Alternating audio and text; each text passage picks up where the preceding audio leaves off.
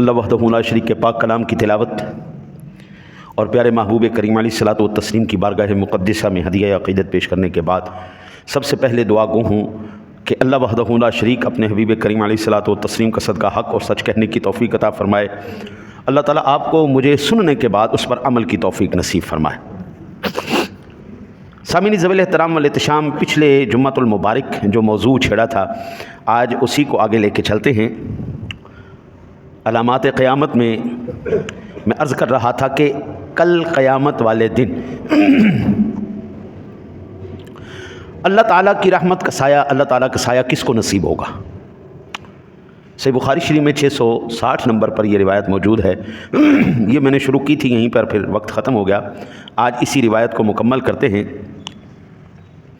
عن ابی ہریرہ رضی اللہ تعالی عنہ عن النبی صلی اللہ علیہ وسلم قال سبعۃ یظلهم اللہ فی ظلہ یوم لا ظل الا ظلہ۔ حضرت سیدنا ابو ہریرہ رضی اللہ تعالیٰ عنہ سے روایت ہے، وہ کہتے ہیں کہ میں نے آقا نبی اکرم صلی اللہ علیہ وسلم کو فرماتے ہوئے سنا، آقا جی کریم علیہ الصلوۃ والسلام نے ارشاد فرمایا کہ 7 طرح کے آدمی ہوں گے جن کو اللہ تعالیٰ اس دن اپنے سائے میں جگہ دے گا۔ کل قیامت والے دن 7 قسم کے لوگوں کو اللہ تعالیٰ کا سایہ، اس کی رحمت کا سایہ، اس کے عرش کا سایہ نصیب ہوگا، جس دن اس کے سوا کسی اور کا کوئی سایہ نہیں ہوگا۔ آپ سنتے ہیں نا جی، قیامت والے دن سورج سوا نیزے پہ ہوگا، ہے نہیں؟ اور سوا نیزے سے مراد یہ ہے کہ کہیں پر چھپنے کی کوئی جگہ ہی نہیں ہوگی۔ اس دن صرف اللہ کا سایہ ہی بچائے گا، اس دن اسی کی رحمت کا سایہ ہوگا، اس دن اسی کے عرش کا سایہ ہوگا جی۔ میرے آقا نبی اکرم صلی اللہ علیہ وسلم نے ارشاد فرمایا الامام العادل، پہلے نمبر پر آقا جی نے ارشاد فرمایا انصاف کرنے والا بادشاہ، انصاف کرنے والا بادشاہ۔ اللہ تعالیٰ کو جو سب سے زیادہ محبوب حاکم ہے، وہ حاکم کون سا ہے؟ جو جس طرح فیصلہ دوسروں کے حق میں کرتا ہے اسی طرح اپنے حق میں بھی کرے۔ ہاں جی، ہمارے پنجابی میں مثال ہے میٹھا ہپ ہپ کوڑا تھو تھو، یعنی جب دوسروں کی باری آئے تو سارے عدل و انصاف کے ترازو سیدھے ہو جائیں اور کڑی سے کڑی سزا دی جائے، فیصلوں کے اندر کوئی لچک نہ دکھائی جائے۔ لیکن جب باری اپنی آ جائے تو پھر ساری نرمیاں بھی ہیں، ساری آسانیاں بھی ہیں، ساری رعایتیں بھی ہیں اور ساری چھوٹ بھی ہے کہ جناب یہ چونکہ میرا فیصلہ ہے لہٰذا اس میں تھوڑی سی کمی کی جائے۔ ایسا نہیں ہوگا۔ اللہ کا محبوب حاکم جو اس کو پسند ہے، یہ بخاری شریف کی حدیث بتا رہی الامام العادل، انصاف کرنے والا بادشاہ۔ حضور ہر ایک بندہ اپنے خاندان کا حاکم ہے، مرد اپنے بیوی بچوں پر، اپنے گھر والوں پر حاکم ہے، ماں اپنے بچوں کی حاکم ہے۔ یہ جتنے بھی درجہ بدرجہ جتنے بھی افراد ہیں وہ تمام کے تمام ایک دوسرے کے حاکم ہیں۔ اسی طرح سربراہ مملکت تک ہر ایک بندہ اگر انصاف کرنے والا ہے تو یاد رکھیے کل اللہ تعالیٰ کا سایہ نصیب ہوگا۔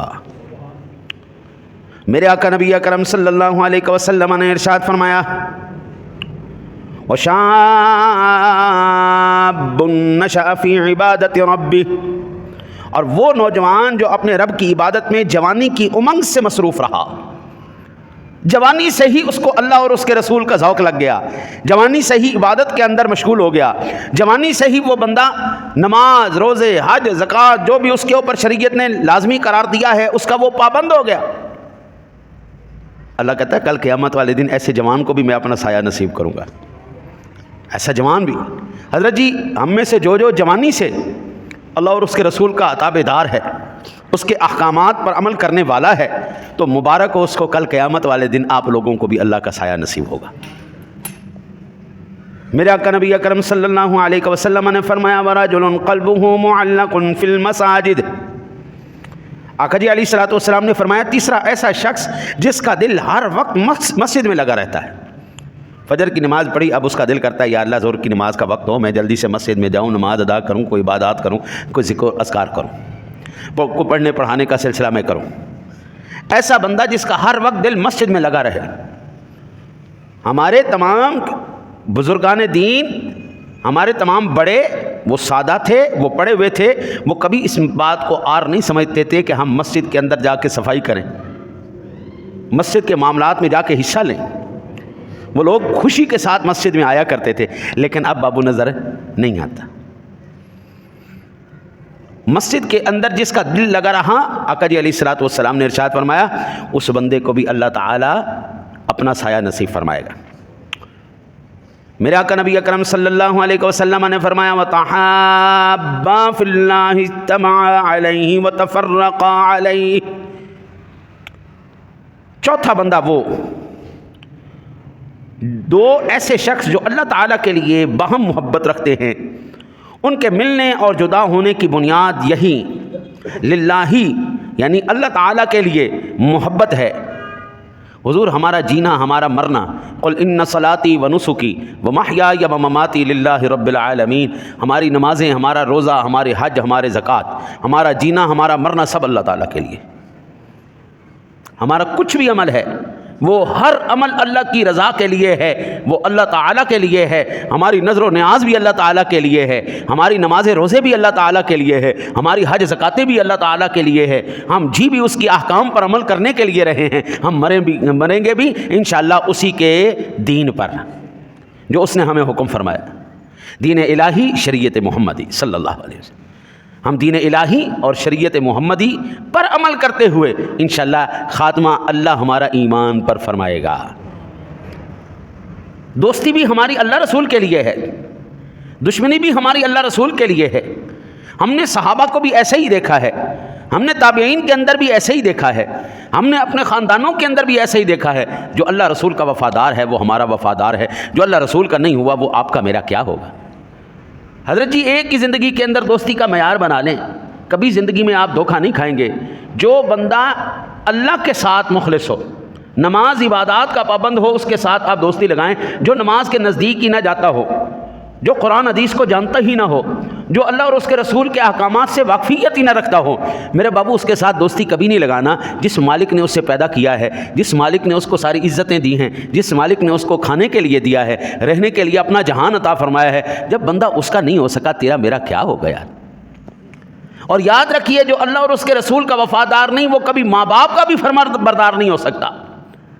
اور جو ماں باپ کا فرما بردار نہ ہو اس کے ساتھ دوستی لگانا ایسا ہی ہے جیسے آگ میں ہاتھ ڈال دینا. میرے بابو آگ کبھی کسی کا لحاظ نہیں کرتی. جو اپنے ماں باپ کا نہیں ہوا وہ تیرا میرا ہوگا.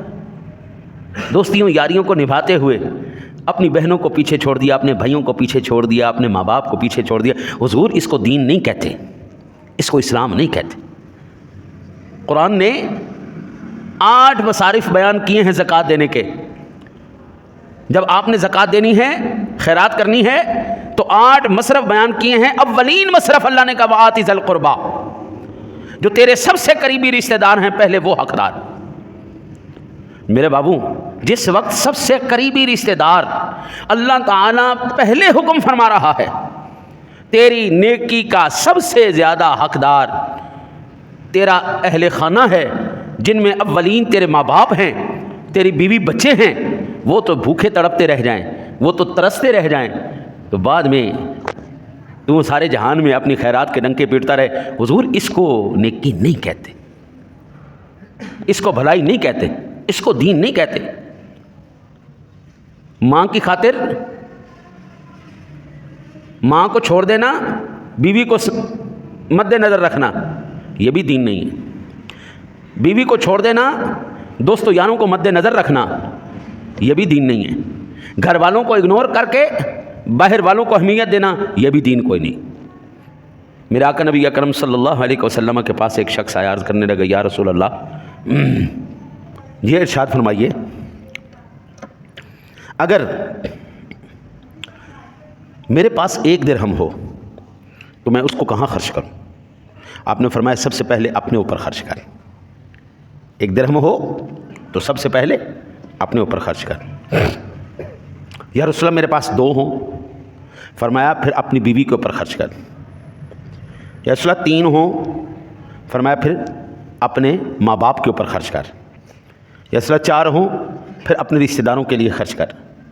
یا رسول اللہ 5 ہوں. فرمایا اب تو حق بنتا ہے نا, تیری ضرورت بھی پوری ہو گئی, تیری بیوی بچوں کی ضرورت بھی پوری ہو گئی, تیرے ماں باپ کی ضرورت بھی پوری ہو گئی, تیرے رشتہ داروں کی ضرورت بھی پوری ہو گئی, اب اللہ کے نام پر دے. اب تو حق بنتا ہے نا, اللہ نے تجھے اگر اتنا دیا ہے تو پہلے اپنی ضروریات پوری کر. تجھے دیکھ کے لوگ یہ نہ کہیں یہ کیا یار غریب غربا آدمی, پھٹے ہوئے کپڑے, گندا بدبودار آدمی, ایسا کوئی نہ کہے. اللہ نے تجھے دیا ہے, پہلے اپنی شکل و صورت, اپنا لباس, اپنا رہن سہن سیدھا کر, اس کے بعد اپنے اہل خانہ کا کر, اپنے ماں باپ کو غنی کر, اپنے رشتہ داروں کو غنی کر. اگر تیری وجہ سے کوئی انسان دستے سوال دراز کرنے سے محفوظ رہ گیا, اللہ تعالیٰ تجھے کتنا اجر عطا فرمائے گا تو حساب بھی نہیں لگا سکتا. حضرت آج عجیب دور آ گیا, کام گڑبڑا گئے. جیسے ہی بہن بھائی تھوڑے سے امیر ہوتے ہیں غریبوں کو دور کر دیتے ہیں. وہ غریبوں کو دور نہیں کر رہے, وہ اللہ کی رحمت کو دور کر رہے ہیں. وہ غریبوں کو دور نہیں کر رہے, وہ اللہ اور اس کے رسول کے حکم کو دور کر رہے ہیں. حضرت قبلہ مجھے یہ بتائیں نا, آپ نے علماء سے یہ نہیں سنا زکوٰۃ دینے کے لیے سب سے پہلے اپنے بہن بھائیوں کو دیکھنا ہے؟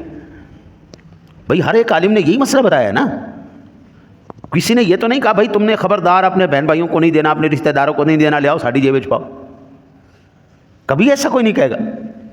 جب بھی آپ کو مسائل بتائے گئے سب سے پہلے اللہ نے بیان کیا کہ اپنے قریبی رشتہ داروں کو, اپنے بہن بھائیوں کو غنی کر. جو بندہ اپنے بھائیوں کا, اپنے رشتہ داروں کا وفادار نہیں ہوا, حضرت وہ اللہ رسول کے ساتھ کیا وفاداری کرے گا؟ البتہ میرے آقا نبی اکرم صلی اللہ علیہ وسلم نے فرمایا وَرَجُلٌ طَلَبَتْهُ امْرَأَةٌ ذَاتُ مَنْصِبٍ وَجَمَالٍ. میرے آقا نبی اکرم صلی اللہ علیہ وسلم نے ارشاد فرمایا 5واں وہ شخص جسے اللہ وحدہ لا شریک اپنے سائے کے نیچے کل قیامت کے دن جگہ دے گا. یہ وہ شخص ہے جسے کسی با عزت اور حسین عورت نے برے ارادے سے بلایا, لیکن اس نے کہہ دیا میں اللہ سے ڈرتا ہوں. فقال انی اخاف اللہ. ویسے آج تک یہ سنا تو کوئی نہیں ہمارے دور کے اندر کہ کسی کو سونی کڑی بلائے اور منہ پھیر کے ٹر پائے.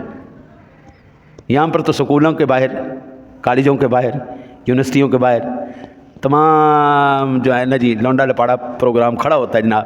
کڑیاں نکلن تے اسی چھڑیے جاندی کڑیاں نو بھی چھڑ دے نہیں. کل میری بچیاں آ رہی تھیں یونیورسٹی سے, ایک لو کا پٹھا موٹر سائیکل کرتا ہے تو کر کے انہیں کہا میں کوڑوں کر کے لنگاواں گا. اندر کول سنبھالی نہیں گئی, انہیں ویچ ٹھوکی, وہ کڑی ساری زخمی ہو گئی.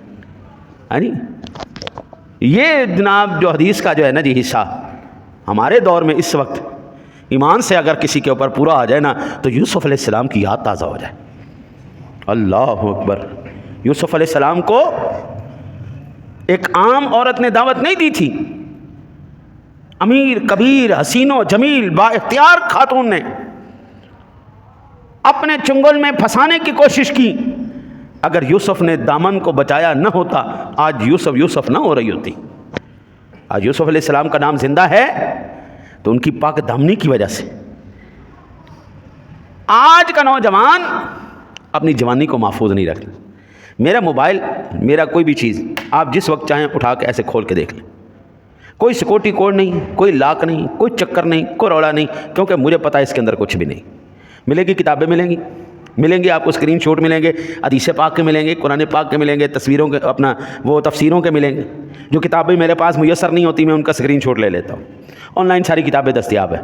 ہم نے بیان کرنا ہے, ہمیں حوالے کی ضرورت ہے. آپ میرے موبائل میں سے یہ جو بیان ہو رہا ہے یہ ریکارڈ ملے گا, کتابیں ملیں گی, حدیثیں ملیں گی, تفسیریں ملیں گی, اس کے علاوہ آپ کو کچھ نہیں ملے گا. مجھے یقین ہے ہمارا عالم یہ ہے کہ ہمارے پہلے بھی لاک لگے ہوتے ہیں, پھر آگے ہر ایپ کے اوپر لاک لگے ہوتے ہیں, پھر ہسٹریوں کے اوپر لاک لگے ہوتے ہیں, پھر سکیور فولڈر رکھے ہوتے ہیں. خدا کے بندے تو کرنا کیا چاہتا ہے؟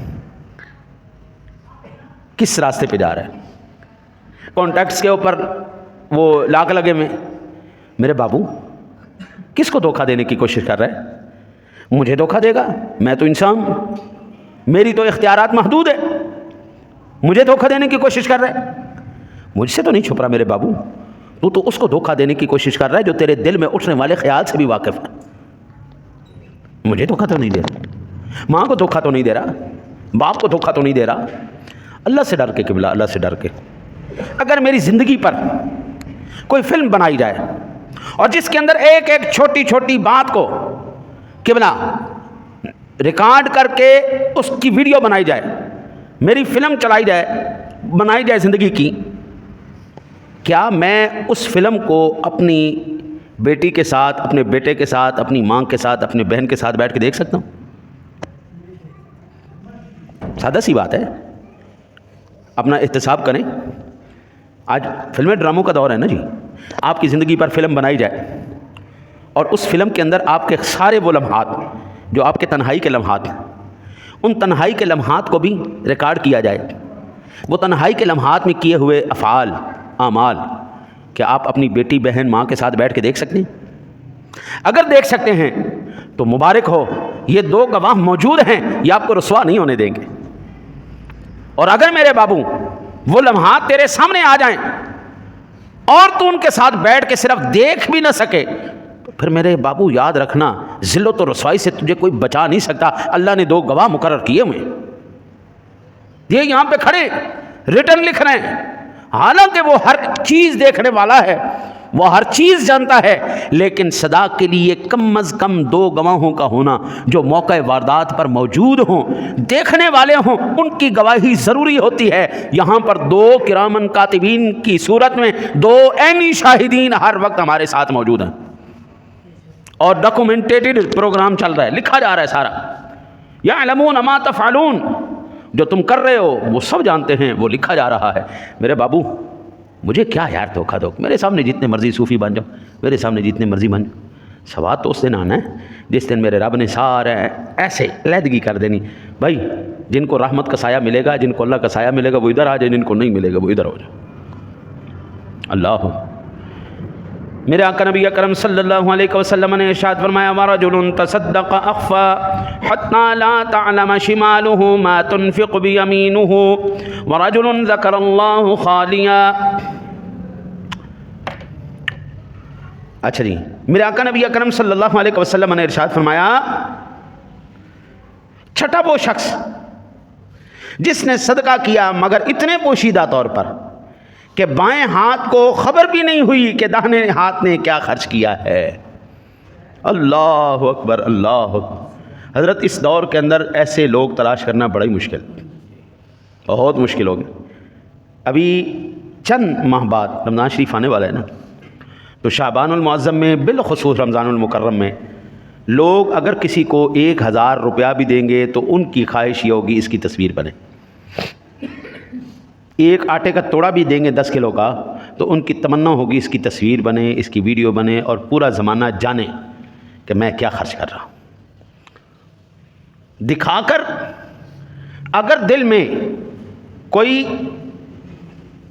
وہ انا نہیں پیدا ہو رہی، دکھاوا نہیں ہے، اگرچہ یہ بھی جائز ہے کہ دکھاوا نہ ہو، خالصتاً اللہ کی رضا ہو، لیکن بابو بات تو وہی ہے نا کہ دکھاوے سے بچے کون، دکھاوے سے بچے کون۔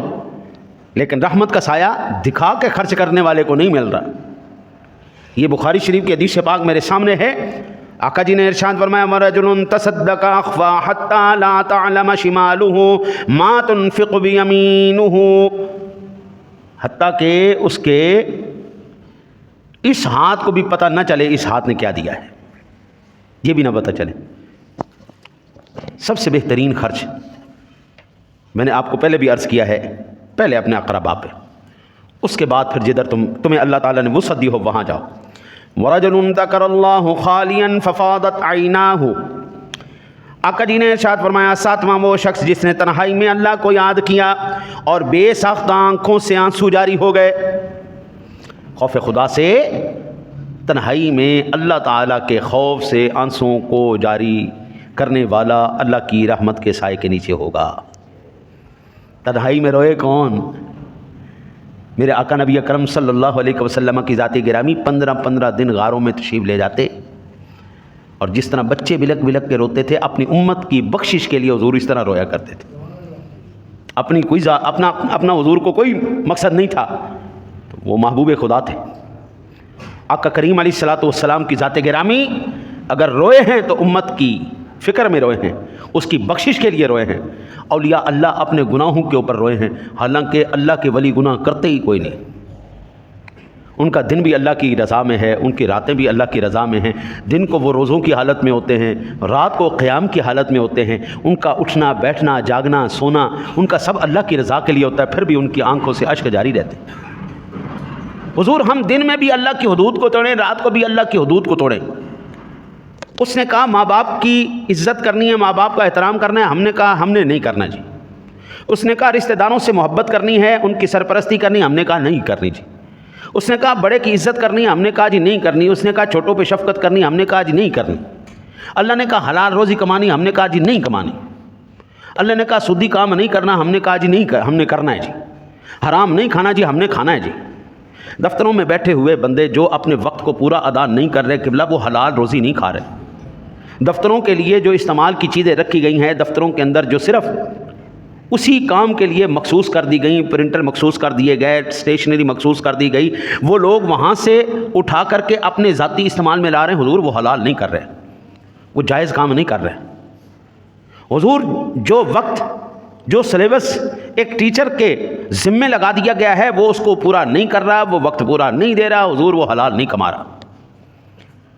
جو سود خوری کر رہا ہے قبلہ وہ حلال نہیں کھا رہا.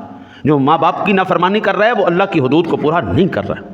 جو بہن بھائیوں کو دور کیے بیٹھا ہے وہ حضور اللہ اکبر اللہ اکبر اللہ اکبر. حضرت سیدنا عثمان غنی رضی اللہ تعالیٰ عنہ کی ذات گرامی شرم و حیا کا پیکر, شرم و حیا کا پیکر, ایسا شرم و حیا کا پیکر جس نے ساری زندگی کسی غیر محرم عورت کو دیکھا ہی نہیں, جس نے حرام لقمہ اپنے پیٹ میں جانے دیا ہی نہیں. دیکھو اللہ تعالیٰ نے اس بندے کو کتنی عزت دی. سن 2023 کے اندر بھی اس کا اکاؤنٹ چل رہا ہے اور اس کے مال سے دنیا فیض یاب ہو رہی ہے. سواد آیا نا جی, ایسی پاکیزہ جوانی ہو. ایک بندے نے اس کے بعد یہ دعویٰ کیا تھا 14 صدیوں کے اندر, ان کا نام تھا مولانا عبدالستار خان صاحب نیازی. ساری زندگی اس بندے نے, انہوں نے کہا جب سے میں بالغ ہوا ہوں اس وقت سے لے کر مرتے دم تک اس بندے نے کہا میں نے آج تک کسی غیر محرم عورت کو آنکھیں اٹھا کے نہیں دیکھا. ساری زندگی انہوں نے شادی نہیں کی. فرمایا جب تک نظام مصطفیٰ نہیں آئے گا یہ بندہ شادی نہیں کرے گا. ایسے پھر جس وقت ان کا جنازہ نکلا نا جی, ابھی بھی کچھ لوگ زندہ ہیں جن لوگوں نے مولانا عبدالستار خان صاحب نیازی رحمۃ اللہ تعالیٰ علیہ کو دیکھا ہے. کیٹی کا کفن ان کے لیے کسی شخص نے باہر سے بھیجا, سفید. حضرت جب ان کو پہنایا گیا نا تو وہ کفن میلا لگ رہا تھا, ان کا چہرہ زیادہ چمک رہا تھا. ایسے ہوتا ہے نا جی, جو جوان اپنی جوانی کو سنبھال کے رکھے. حضرت یہ کیسے ممکن ہے مرتے وقت اللہ اس کا چہرہ روشن نہ کرے. حضور سواد آیا نا یاری دا. اللہ کہتا ہے یہ تو صرف دنیا کی عزتیں ہیں, جو حشر میں عزت دوں گا وہ الگ چیز ہے. جو وہاں پہ عزتیں ملیں گی قبلہ وہ الگ ملیں گی. آج ایمان سے بتائیے قبلہ, جس بھی بندے نے اللہ اور اس کے رسول کی رضا کی خاطر اپنی زندگیوں کو وقف کیا ہے یا اس کے خوف سے اس کے آنسو بہے ہیں, کہ اللہ نے کبھی اس کو رسوا ہونے دیا؟ نہیں ہونے دیا, اور نہ قیامت تک ہونے دے گا. اگلی حدیث پاک ہے جی 1036 نمبر پر. عن ابی ہریرہ قال قال النبی صلی اللہ علیہ وسلم لا تقوم الساعة حتى يقبض العلم وتكثر الزلازل ويتقارب الزمان وتظهر الفتن ويكثر الحرج وهو القتل حتى يكثر فيكم المال فيفيض. میرے آقا نبی اکرم صلی اللہ علیہ وسلم نے ارشاد فرمایا قیامت اس وقت تک نہیں آئے گی جب تک علم دین نہ اٹھ جائے گا. لا تقوم الساعة حتى يقبض العلم, علم اٹھا لیا جائے گا. مطلب کیا؟ مطلب یہ نہیں آج جتنا یہ جو نظر آ رہا ہے اتنا کبھی علم پہلے تھا. آج سے 50 سال پہلے. آج تو ہر ایک بندے کے ہاتھ میں فون ہے اور ہر ایک بندے کے پاس ٹک ٹاک ہے, یوٹیوب ہے, فیس بک ہے. ایک منٹ تو پہلے جناب بندہ 10 مولیاں دی رائے ڈاؤن لوڈ کر لینا ہے, دیکھ لینا ہے کسی بھی مسئلے دے اوپر. جتنا علم آج ہے کبھی تھا. آج گاڑی بنانے کا طریقہ، ہانڈی بنانے کا طریقہ، آٹا گوندنے کا طریقہ، جوتا بنانے کا طریقہ، ہوائی جہاز بنانے کا طریقہ، دنیا کی ہر شے، ہر ایک چیز، سوئی سے لے کر بم بنانے تک کا ہر چیز کا طریقہ آپ کو یوٹیوب پہ مل جائے گا۔ کیا اتنا علم پہلے کبھی تھا؟ پھر علم کیسے اٹھا لیا جائے گا؟ کیا اس کو علم کہا جاتا ہے؟ حضور یہ علم نہیں ہے، اس کو معلومات کہتے ہیں۔ علم نہیں ہے، اس کو کیا کہتے ہیں مولانا؟ علم کیا ہے؟ علم کیا ہے؟ یہ میں نے 2-3 مرتبہ پہلے بھی عرض کیا تھا۔ علم کہتے ہیں شخصیت کے حصے کو، علم کہتے ہیں شخصیت کے حصے کو۔ سوئے ہوئے اٹھا کے بھی بندہ پوچھے نا، تجھے فوراً جواب آئے اس کا، تجھے اس کے بارے میں علم ہو۔ آج ایسے علوم 56-57 علوم، یہ محتاط کے ساتھ میں آپ کو عرض کر رہا ہوں، ورنہ 137 علوم ایسے ہیں جن کی کتابیں تو موجود ہیں، پڑھانے والے ختم ہو گئے۔ جن کی کتابیں موجود ہیں وہ کیا علم ہے؟ پڑھانے والے ختم ہو گئے۔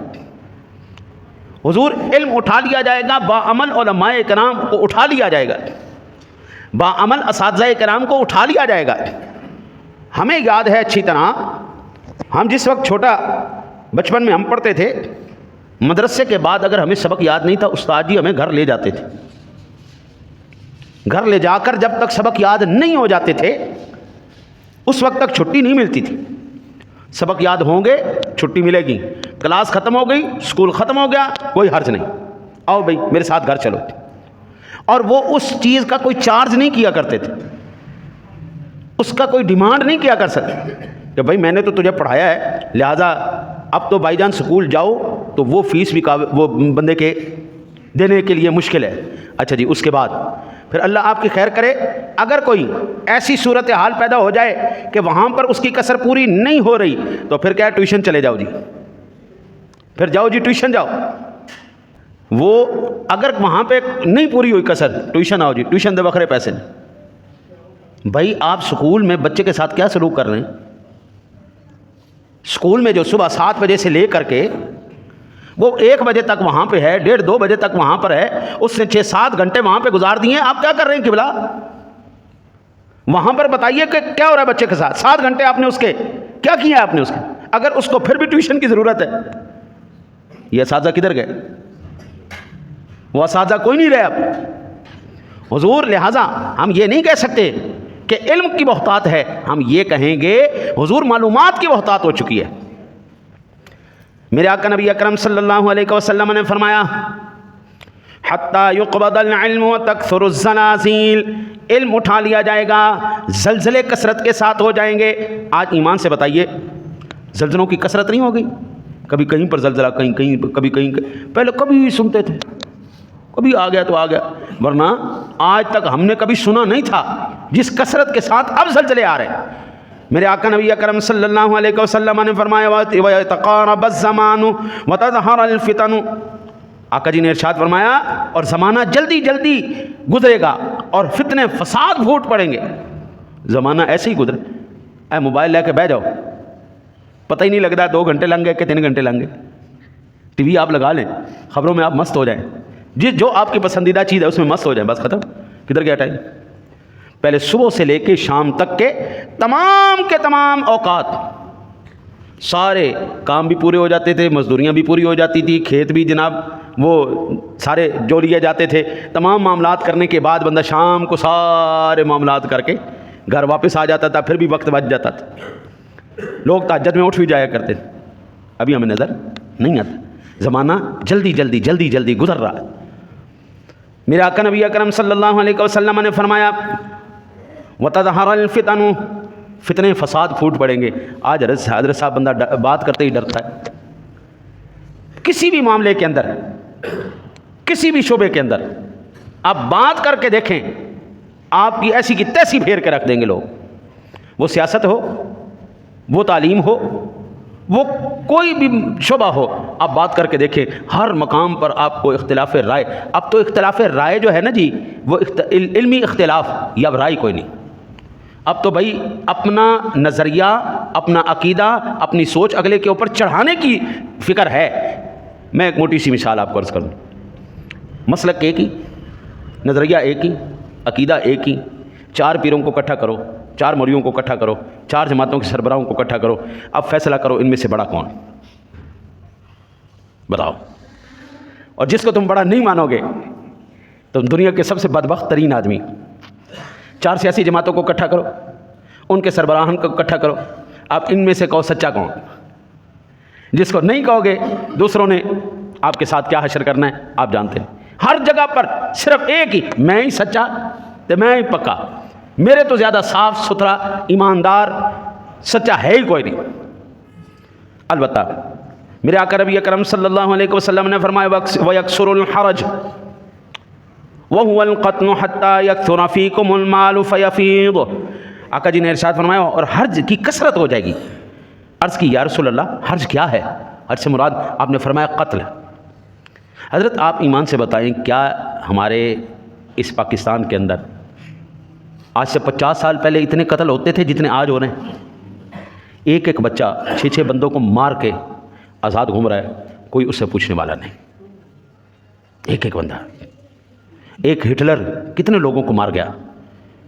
ایک ہٹلر نے ایک محتاط اندازے کے مطابق 26 یا 20 لاکھ انسانوں کو، کئی 28 کہتے ہیں، لاکھوں انسانوں کو ایک فرد نے قتل کر دی۔ اسٹالن تاریخ کا سب سے ظالم ترین شخص، محتاط اندازے کے مطابق کروڑوں لوگوں کا قاتل۔ یہ جو آج چیمپئن بنا ہوا ہے ریڈ انڈینز کا، یہ جو آج سپر پاور بننے کی کوشش کر رہا ہے، وہ ریڈ انڈینز کے کروڑوں لوگوں کو اس نے صفحہ ہستی سے مٹا دیا ہے۔ یہ آن دی ریکارڈ باتیں ہیں۔ ہمارے پاکستان کے اندر جنوری 1 سے لے کر آج کی تاریخ تک سرکاری اعداد و شمار کے مطابق آپ صرف دیکھیں قتل کتنے ہو رہے ہیں۔ جب ہم بچے تھے اس وقت ہم لال آندیاں دیکھا کرتے تھے، اور لال آندیوں میں ہم یہ سنا کرتے تھے کہ یار کسی مظلوم کا قتل ہو گیا ہے، یہ اس لیے لال آندھی آ رہی۔ اس وقت آسمان روتا تھا، اس وقت زمین روتی تھی کہ مظلوم کا قتل ہو گیا۔ بابو آج نہ آسمان روتا ہے نہ زمین روتی، ان کے بھی رو رو کے آنسو خشک ہو چکے ہیں۔ آقا جی علیہ الصلوۃ والسلام نے ارشاد فرمایا وَيَكْسُرُ الْحَرْجُ، قتل کی کثرت ہو جائے گی۔ اب تو قتل کرنے کے بعد کبھی بوریوں میں لاشیں ملتی ہیں، کبھی نالوں میں لاشیں ملتی ہیں، اور مقتول کا بیچارے کا کوئی فیصلہ ہی نہیں ہو سکتا، پتہ ہی نہیں چلتا قتل کیا کس نے۔ اب تو کیفیتیں ایسی ہو۔ میرے آقا نبی اکرم صلی اللہ علیہ وسلم نے فرمایا وَأَكْثُرُ فِيكُمُ الْمَالَ فَيَفِيضُ، اور تمہارے درمیان دولت اور مال کی اتنی کثرت ہوگی کہ وہ ابل پڑے گا۔ پاکستان کے سوشل میڈیا کی آمدنی، سوشل میڈیا سے حاصل کرنے والے آمدنی والے لوگ، ہم نے جو میں نے دیکھا ہے، ایک بچی 17 سال کی 18 سال کی، اس کی 1 مہینے کی آمدنی 1 کروڑ روپیہ۔ بعض جو اس سے کم کما رہے ہیں 90 لاکھ روپیہ ان کی سوشل میڈیا سے۔ اگر میں یہ کہوں کہ آج یوٹیوب بند ہو جائے، ٹک ٹاک بند ہو جائے، فیس بک بند ہو جائے، ایڈ سسٹم بند ہو جائے، کتنے لوگ ہیں جو مال کی کثرت حاصل کر سکیں گے؟ اہل فن کتنے ہیں؟ آج کروڑوں روپیہ 7 کروڑ 8 کروڑ روپیہ مہینے کا سوشل میڈیا سے کما رہے لوگ۔ مال کی اتنی کثرت ہو چکی۔ پہلے جو ہے 1 لاکھ روپیہ 50 سال پہلے تصور ہوا کرتا تھا، 1 لاکھ روپیہ کیا چیز۔ ارے حضور جس وقت 1 روپے کا آپ کو سیر گوشت مل جائے، میرے شیخ نے جب زمین لی تھی 5 روپے مرلے کے حساب سے لی تھی، 5 روپے مرلے کے حساب سے۔ اب 5 روپے کا آپ کو 1 فٹ بھی کوئی نہ دے، 5 روپے کے حساب سے انہوں نے لی۔ وہ زمانہ جب تنخواہیں 10 روپے ہوا کرتی، 7 روپے 10 روپے 15 روپے تنخواہیں تھیں۔ اور آج مال کی کثرت اتنی ہے کہ آپ کے جب یہ کریک ڈاؤن شروع ہوا ہے، جنرل صاحب نے کریک ڈاؤن شروع کیا ہے، اربوں روپے گھروں کے الماریوں سے نکلیں، اربوں ڈالر بلکہ کہیں، مال کی اتنی کثرت ہو چکی۔ لفظوں میں یہ آپ کو عرض کر دوں، آج مسلمان ہونے پر فخر نہیں کر رہا۔ آج مسلمان وہ چاہتا ہے کہ میرا رہنا، میرا سہنا، میرا اٹھنا میرا بیٹھنا اس طرح ہو جس طرح یورپ کا ہے، جس طرح یہود و نصارہ کا ہے، جس طرح امریکہ کا ہے، جس طرح انگریز کا ہے۔ خدا کی قسم میری تہذیب جیسی کائنات میں کسی کی تہذیب نہیں، میری تہذیب جیسی کائنات میں کسی کی تہذیب نہیں۔ میرے مصطفیٰ نے جو نظام دیا ہے رب کعبہ کی قسم ہے اس سے خوبصورت نظام کوئی نہیں۔ میرے مصطفیٰ کریم صلی اللہ علیہ وسلم کے صدقے، ان کے ذریعے جو اللہ تعالیٰ نے ہم پر احسانات کیے ہیں، ہم ہر سانس کے ساتھ اس کا شکریہ ادا کریں تو قبلہ ہم اس کا حق ادا۔ آج بھی ہمارے بابے دادے ہمارے گھروں میں بیٹھے، آج بھی ہمارے مائیں دادیاں ہمارے گھروں میں بیٹھی ہوئی ہیں، ورنہ آپ کے یہ بابا جی کدھر بتا رہے تھے یتیم خانہ؟ پٹھا چوک میں، یا آپ کے پٹھا چوک میں بھی بوڑھوں کا یتیم خانہ کھل چکا ہے۔ یہ لاہور کے اندر بوڑھوں کا یتیم خانہ کھولنا یہ اچھی بات ہے؟ یہ یہودیوں کا ملک ہے، عیسائیوں کا ملک ہے؟ حضور میں ان کو کہتا ہوں لنڈے کے انگریز۔ ان لنڈے کے انگریزوں نے اپنی ماؤں کو، اپنے باپوں کو، اپنے بڑوں کو اٹھا کے یتیم خانوں میں جمع کروا دیا ہے۔ یہ تہذیب ہماری تو نہیں تھی، یہ تہذیب ہماری تو نہیں ہے۔ ہماری تہذیب تو یہی ہے کہ بابا جب تک گھر میں بیٹھا ہے وہ کچھ کرے نہ کرے، اس کے بیٹھنے سے ہی اللہ تجھے برکتیں دے رہا ہے۔ ایک روایت کا خلاصہ میں آپ کے سامنے عرض کر دیتا ہوں۔ موسیٰ علیہ السلام جا رہے، اس کو امام سیوطی علیہ رحمہ نے بھی نقل کیا ہے، اور وہ کہتے ہیں کہ جب پیارے موسیٰ علیہ السلام کوہ طور پر اللہ سے ہم کلام ہونے کے لیے تشریف لے جاتے تو پیچھے اماں جی بیٹھ جاتی، یا اللہ تیرا نبی ہے لیکن میرا تو بیٹا ہے نا، مالک تھوڑا سا غصے کا تیز ہے تو کرم فرما دینا، اگر تیری بارگاہ کا کوئی ادب ملحوظ نہ رہ گیا، ہاں کوئی اگر وہ ادب نہ رہا مالک وہ نہ دیکھنا، ان سفید بالوں کی حیا کر لینا۔ یہ سفید بالوں کی حیا بھی اللہ بڑی فرماتا ہے۔ پیارے ابراہیم علیہ نبی علیہ الصلوۃ والسلام کی ذات گرامی اس طرح بیٹھے ہوئے، اس طرح بیٹھے اینڈ کہتے نا جی، تو ایک بات سفید نظر آیا، یا اللہ یہ کیا ہے؟ فرمایا پیارے خلیل یہ بزرگی ہے۔ اچھا یا اللہ، پھر بڑھا دے سو۔ اس کے بعد سے بال سفید ہونا شروع ہوئے۔ ان سفید بالوں کی بھی اللہ حیا کرتا ہے۔ وہ مائی کے سفید بال ہوں، وہ بابے کے سفید بال، اللہ ان کی حیا کرتا ہے۔ جب وہ مائی صاحبہ فوت ہو گئی، پیارے موسیٰ علیہ السلام کو رب سننے نے کہا پیارے موسیٰ ہم ذرا دھیان نہ، جن سفید بالوں کی لاج تھی مجھے اب وہ نہیں رہے۔ حضرت جی وہ تو ذات بے نیاز ذات ہے، وہ ذات شانوں والی ذات ہے۔ اس لیے خدا کے واسطے اپنے اوپر بھی رحم کرو، اپنے ملک پہ بھی رحم کرو، اپنے بزرگوں کو گھر میں رکھو، ان کی خدمت کرو، تاکہ اللہ تعالیٰ آپ پر بھی رحمت نازل فرمائے، اللہ تعالیٰ ہمارے اوپر بھی رحمت نازل فرمائے۔ اللہ سے دعا ہے اللہ تعالیٰ آپ کو مجھے عمل کی توفیق عطا فرمائے۔ یہ کسی کی چابیاں جو ہیں وہ باہر گری ہوئی تھیں۔